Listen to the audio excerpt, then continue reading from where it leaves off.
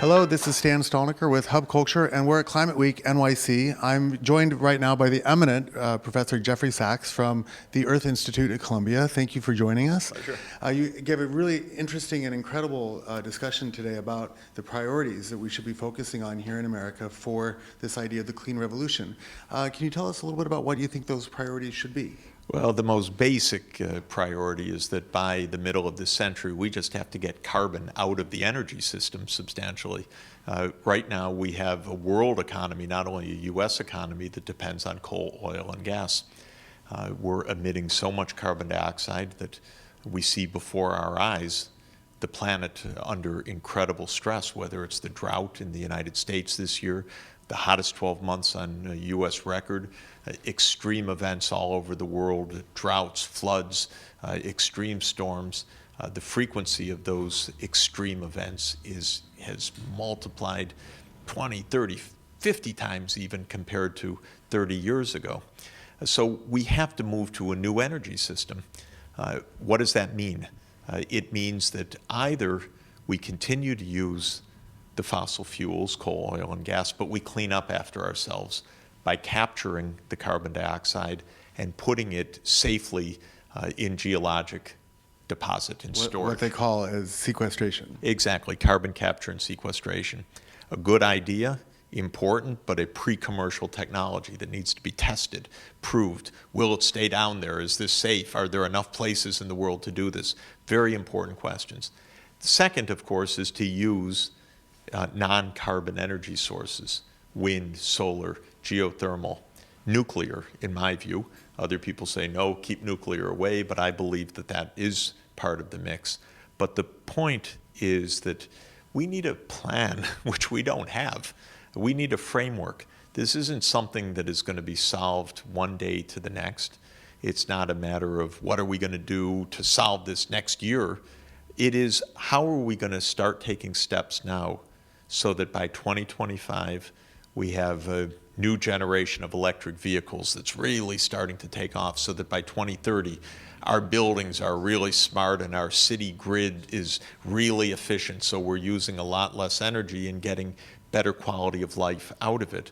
And by 2050 that we've really taken the carbon out of the energy system.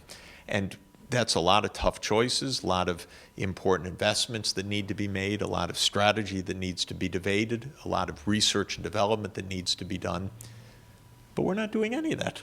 Here we are in election season. It's not even a topic.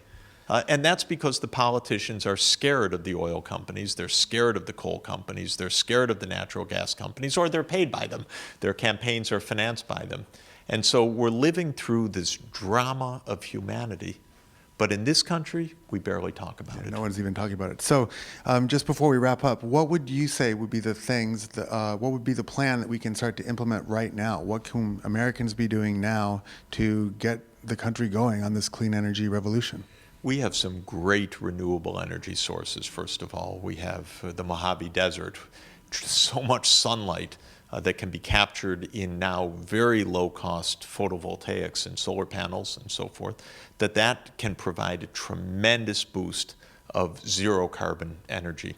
We have great wind power in different parts of the countries, the northern plain states, for example, but we have to decide. We're going to tap it. We're going to have high-voltage transmission lines to bring it to populous places in this country.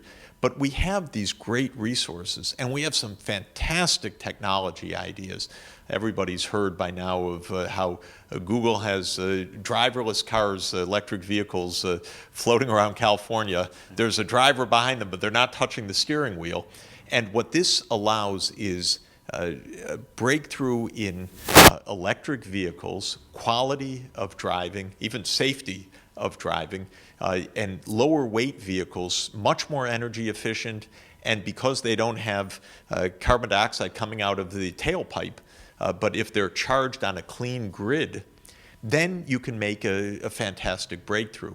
So one could even make this fun, you know, that new technologies can do wonderful things in the future, but we need a plan, we need a strategy, and then we need to set step by step the policies to make that come to pass. And our government has been asleep, adrift. It said, oh, we're not doing anything until China does it. Whatever excuse, 20 years we've wasted now. The planet's a lot more dangerous than it was before, and we're still waiting for that plan. Great. So we need a plan. America for the Clean Revolution. This is Climate Week NYC. Thank you, Professor Sachs. I think that your insight and expertise on this issue is something that everybody should hear. So thank you for taking the time. I'm grateful. Great to be with you. Thanks. Thanks.